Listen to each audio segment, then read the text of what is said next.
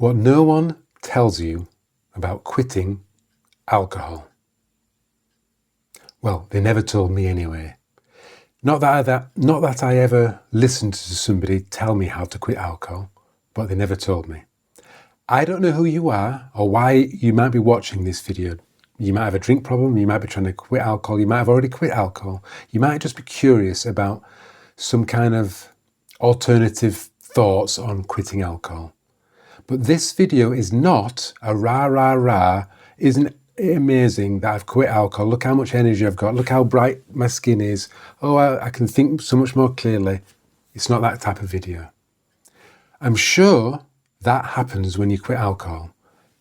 Better health, more money, better relationships, more clarity, more self-respect and confidence. I'm sure all that happens. I'm sure it does. Maybe it's happened to me. But that's not my experience of quitting alcohol. At the end of this video, I will link to you to a video that shows you how I ended up quitting alcohol, quitting drinking alcohol. But that's not my experience of quitting alcohol. Instead, it's going to be this. For example, as soon as I stopped drinking alcohol, pretty much as soon as this happened, I started to feel anxious. Very, very anxious. A low-level anxiety appeared that I had never, ever noticed before. It was disconcerting. I didn't enjoy it. I really did not enjoy it.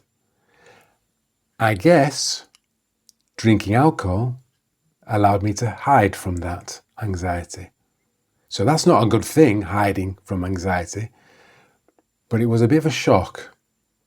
Quitting alcohol, anxiety, discomfort, just a dis-ease with myself that really surprised me, and it took a while for it to go. It really did.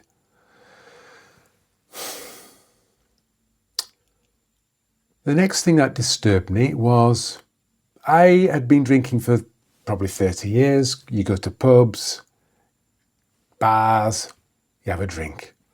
So I carried on doing that. But I didn't drink alcohol. So what am I going to drink instead? Lime and soda. A pint of lime and soda, please. Another pint of lime and soda. Oh, I'll have another pint of lime and soda. Lime and soda, it's not nice to drink. I really did not enjoy lime and soda. I had 4 pints once. 4 pints of lime and soda. It's incredible. And I was just going to the loo all the time. Oh my God, every 10 minutes. And it's not nice. And it's really sugary. And it's not nice and it's really sugary. I really didn't like that. I drink non-alcoholic beer now. Guinness Zero is just amazing. I never really liked Guinness that much. The Guinness with alcohol, but this stuff, amazing. And I drink Brulo and low or no alcohol beer. It's really popular in pubs and bars, and I drink that now. But I spend less time in bars and pubs. I spend less times in bars and pubs because they're just not fun places to be. When you go into a bar or a pub, I'm British, at the start of the evening, say, everyone's soberish, it's fine. But when people start knocking them back, it's just unpleasant to be around loads of drunk people. It's just unpleasant. Leery, boorish, loud, not as funny as they think they are, repeating themselves all the time. It's not pleasant. And you don't notice this when you've got alcohol inside you. You just don't. So, in some way, a downside is social isolation. One way of socialising with people is going to pubs and bars, and you do that less, or I do that less. I mean, I'm older. I've only not been drinking for 5 or 6 years, but I'm older. I'm 59, so I probably would have gone out less anyway. But now, just going for a beer, going out for a drink, even if I drink something non-alcoholic, it's just less fun. It's less fun. So something that was fun isn't fun. I went on a date once when I drank alcohol and the woman did not drink alcohol. I did not like that. I didn't like it. I felt uneasy. I don't drink alcohol now. I've gone on dates with people and they feel uncomfortable because I'm not drinking alcohol. And it causes a disconnect with you and the other person. It shouldn't do, but it does a little bit. And I do understand. I'm not pointing the finger because this is exactly what I did when I went on a date with a woman who was a teetotaler. I just felt, I thought, well, that's weird. That's weird.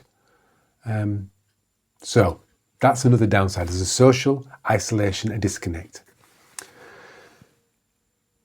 I'd say the last problem, again, it's a societal thing. The last issue is explaining why you don't drink alcohol. You have to explain why you don't drink alcohol. You also have to explain why you don't eat meat, or why you're a vegan, or why you're a vegetarian. You have to explain when you do something different to the majority. You have to explain yourself. So you have to explain why you don't drink. Why did you quit? Did you have a drink problem? Do you feel better? Is your brain so much sharper? Are you so much healthier? No, none of that happened. I don't know why I don't drink. I just don't. The video I'll link to at the end explains how I ended up not drinking alcohol. But I don't know why I don't drink. It doesn't require any willpower. I'm not losing out. I drink stuff that pretends to be alcohol, maybe, but that's not why I do it. I don't do it so I blend in, not particularly. I just do it because lime and soda is horrible. It's sugary, and those other sugary drinks that you get in bottles, Schlur maybe, I can't remember what they're called. They're horrible too, and they cost a lot of money. So a couple of non-alcoholic beers, maybe 2, and then I'm done. There's no willpower. I didn't have a drink problem, although, again, when you watch the video, everyone's got a drink problem. If you can't not drink for a month, you got a drink problem. No drink problem. I don't know why I stopped drinking. I just don't drink. There. Whenever anybody asks me why don't I drink, I'll point them to this video. So you have to explain why you don't drink. So, to summarize, you might have to face uncomfortable feelings and emotions if you stop drinking. You might experience social isolation because everybody's drinking and you're not. So how do you socialize? You might be okay in pubs and bars, but you might not do because after a while, when everybody's drinking, you do feel the odd one out. And you may well have to explain why you're such a weirdo and why don't you drink. So, there are upsides, I'm sure, to not drinking. Whenever I fill a medical form, what number of alcoholic units per week? 0. I know it's 0.05, but it's 0 to me. 0, so that feels good.